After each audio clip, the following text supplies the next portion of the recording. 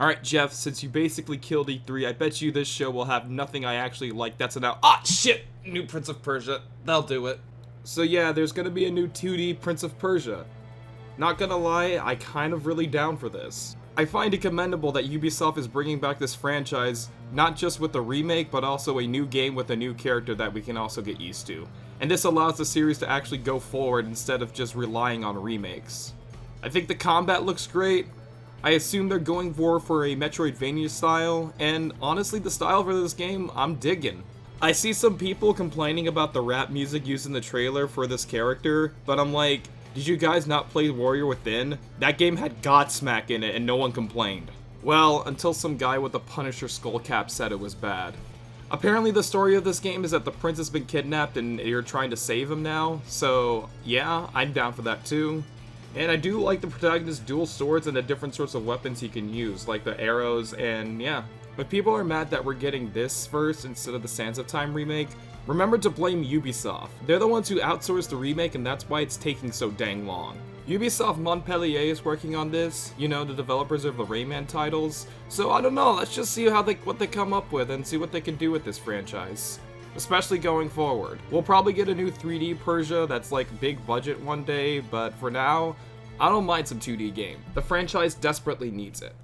Or you know, like, an actual new game to come out, I mean. CC defense attack! If I say my honest opinion on this game, I'm gonna get flamed. Just know that this is the second time NetherRealms has rebooted this franchise because their story was a mess. I mean, how'd they do that just in 3 games when the PS2 games were able to go on for a very long time? Hopefully the roster will be more than just the MK2 cast again. Give MKX some credit, that game was trying to be experimental with all its new cast of characters. Okay, we already knew about this beforehand. Why are you acting like it's such a big surprise and devoting this much time to it in your conference? Yeah, I mean, that's what's fun is you're playing one of the survivors in this game. He's not even a killer? That's such a missed opportunity. I want to put noobs on hooks and say, you just got caged. Come on, behavior. That opportunity was given to you on a silver platter. Go back to making Teen Titans for the GameCube.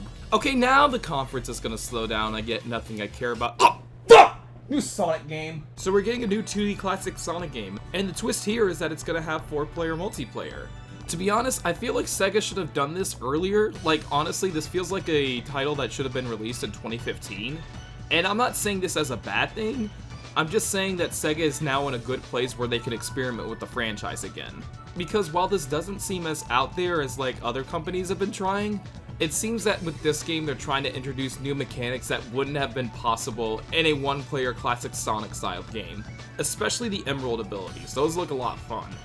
Also, the enemy of this game is gonna be Fang. Surprised we're seeing him in a game again. But yeah, I'll definitely check this out. This seems like something that's gonna be fun.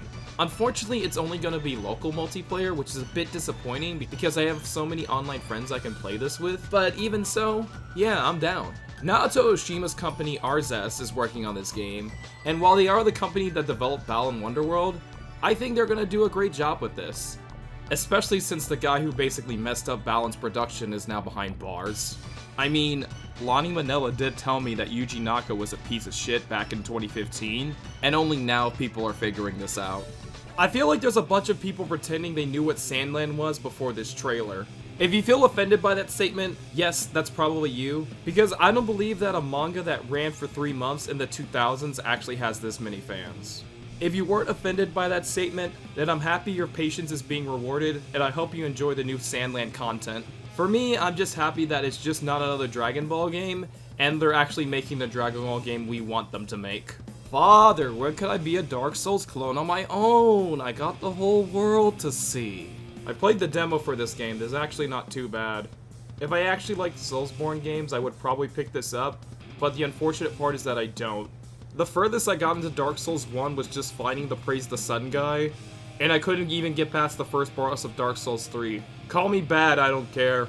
But I realize this type of game isn't for me, or maybe I need to try a different sort of Soulsborne game. Maybe I'll go through Bloodborne one day, if they port that to PC. I just hope that these franchises that Disney used to own that's getting in the creative domain are put into games that don't need it. Like, I feel for the tone of this game, it actually kind of works, especially with all the different puppet designs and reimagining of certain characters, but I can smell the Winnie the Pooh Five Nights at Freddy's ripoff from here. Is there any point of making this joke a third time? Well, yep! Yeah, we got a ton of Like a Dragon news over the past few weeks. I'm open to new Kiryu content like we're getting in Like a Dragon Gaiden, and I do think that the new abilities and the story looks very interesting, but part of me feels like since they renamed the franchise for the Western market, they're still trying to keep Kiryu around. I do like that the game itself is expanding on what Lost Judgment did for the combat, because that game tried to introduce more massive enemy waves, and that's what they're doing here with Like a Dragon Gaiden. But I feel that Ryuga Gotoku Studios is really trying to squeeze everything they have out of Kiryu left. Because while I didn't mind his role in Yakuza Like a Dragon, in Like a Dragon 8, it feels like they're kind of pushing it. Even with his inclusion in Like a Dragon 8, since that game's gonna be taking place in Hawaii.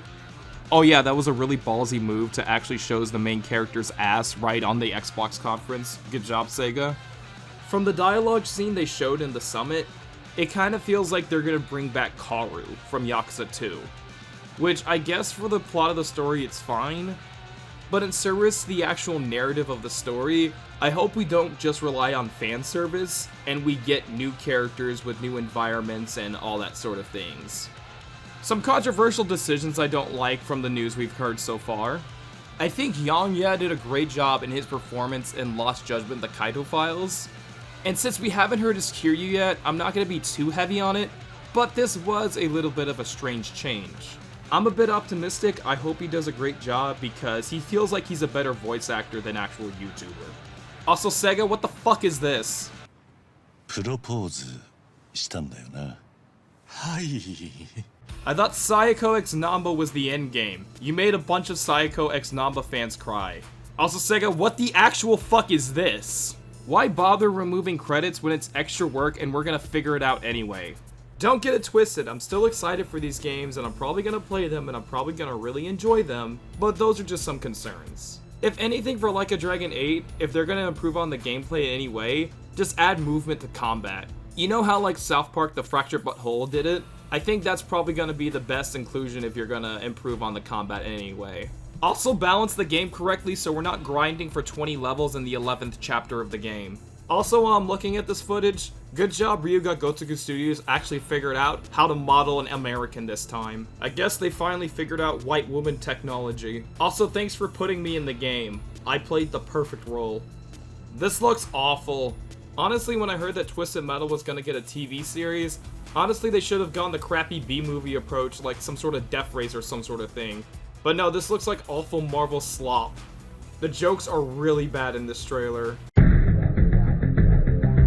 Oh Jesus, when I saw the Sweet Tooth character design for 3 and then 4, which was worse, I mean, he looked like a Carney Barker with these stupid neon purple pants and it's like, what is this? Sweet Tooth is like I've said, Sweet Tooth is me. Sweet Tooth is the darkest, most animalistic side of me, and you guys are turning him into a joke. Well, aren't we a tall glass of water? Me? I'm more of a Hawaiian punch. How about a little kill music?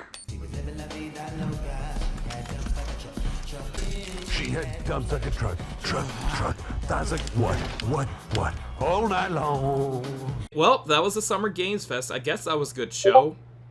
What's this Instagram link by Atlas my friend just posted?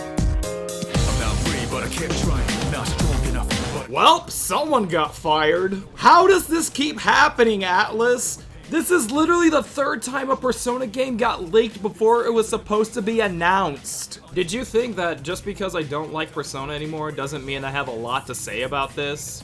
First off, I guess this is the safest remake they can make because the original version is a PS2 game, and not only that, they've lost the source code to it, and also because the original source code was really badly programmed to begin with.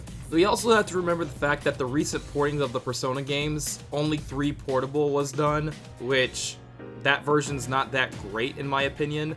I prefer Fez because it actually has a lot more options than portable.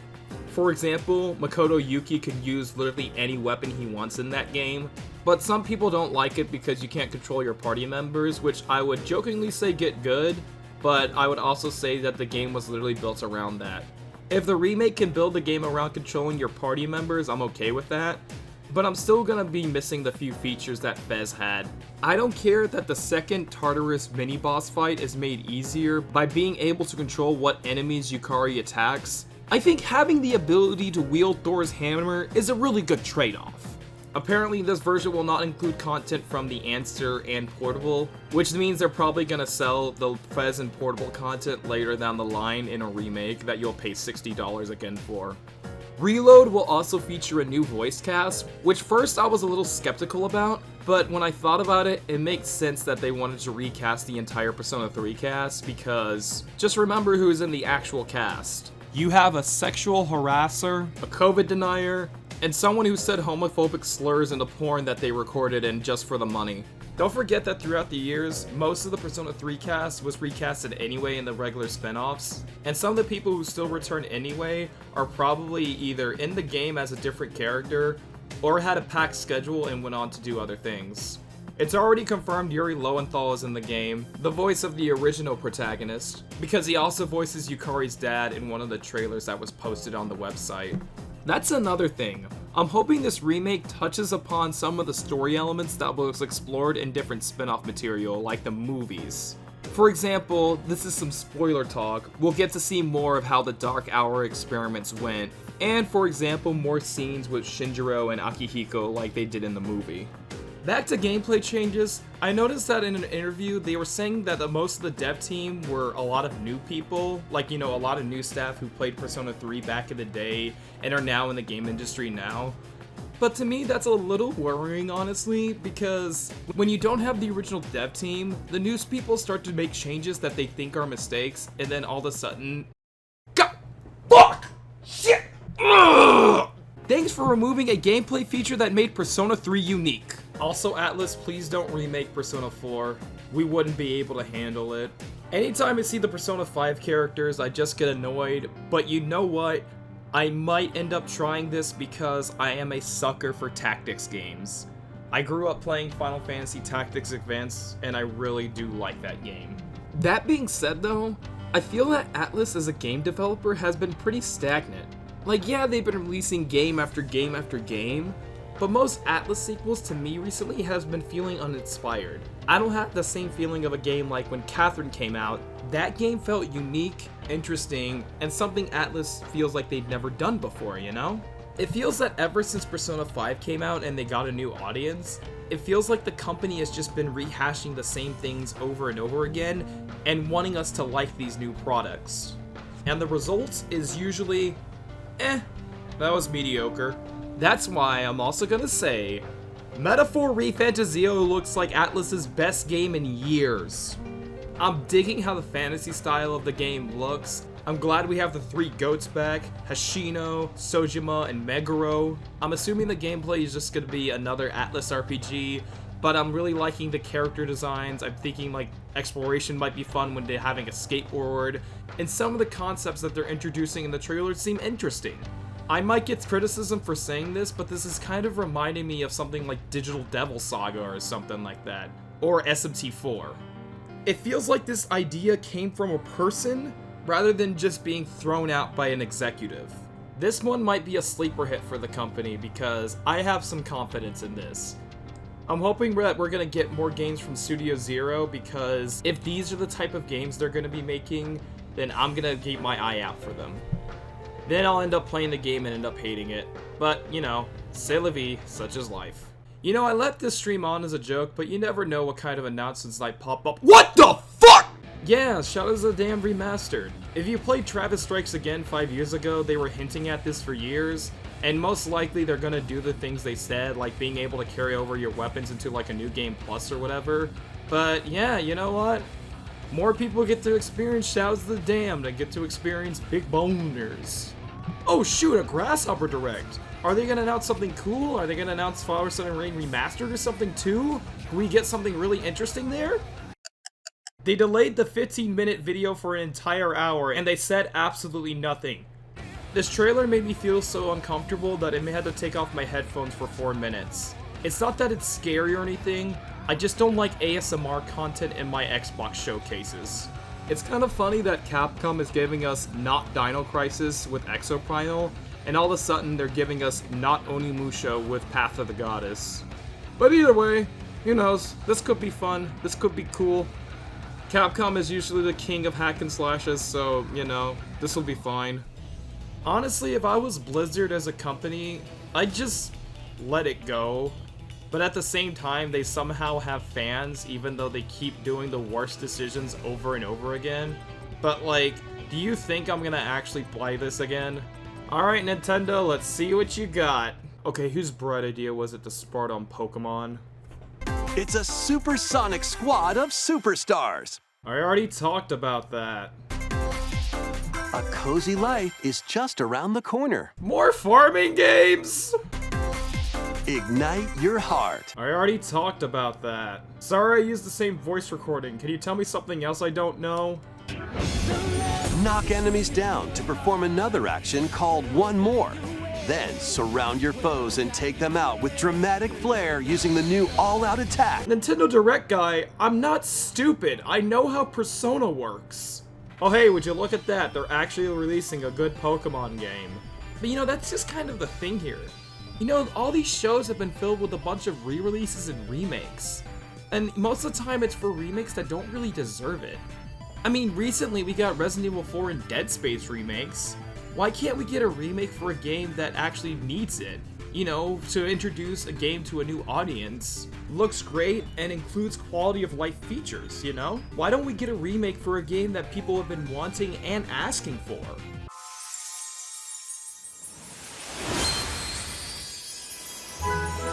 Okay, that's not the one I was asking for, but you know what? That fits my criteria, so I'm not gonna be mad about this. Bro, you know Arkham Knight is gonna have performance issues in this port. Okay, this was the point of the Direct where I just kind of phased out and started taking an inward nap. It's not that I don't hate Pikmin or anything, it's just I've never played this series, so all this information means nothing to me. In this 3D platforming adventure from the team behind Sonic Mania. And I'm sold. Day one purchase. This game's gonna be fun. This game's gonna be GOAT, Kino, Raw, Fire, you know, all the words all the Zoomers like to say these days. I feel like they're re-releasing all the Metal Gear games on modern consoles because number one, all the Metal Gear games are really old and they kind of need these new ports, and number two, when they finally release Metal Gear Solid Delta, people can be less mad at them because the original is still there to play. But you know, all these announcements aren't really doing anything for me. I mean, I was playing Metal Gear Solid 3 the other day and it's still fun, and I guess it's fine to play it on the Switch. But like, can I at least get like a remake that I want and that's worthy of... Two worlds, one fateful encounter. A remake of the second Star Ocean game. A remake of the second Star Ocean game. A remake of the second Star Ocean game. I used to pray for times like this! It's fucking real! Oh my god, it looks beautiful! They're keeping all the content! They're not using the updated portraits from Second Evolution that suck ass! They brought back the original composer of the soundtrack for this remake! And the battle system has new mechanics and features that look awesome! There she is! My wife! My wife is here! And the side art looks awesome! When is it coming out? Coming November 2nd, 2023. Fuck off, Wario! Fuck off, Mario as an elephant! Star Ocean 2 is back!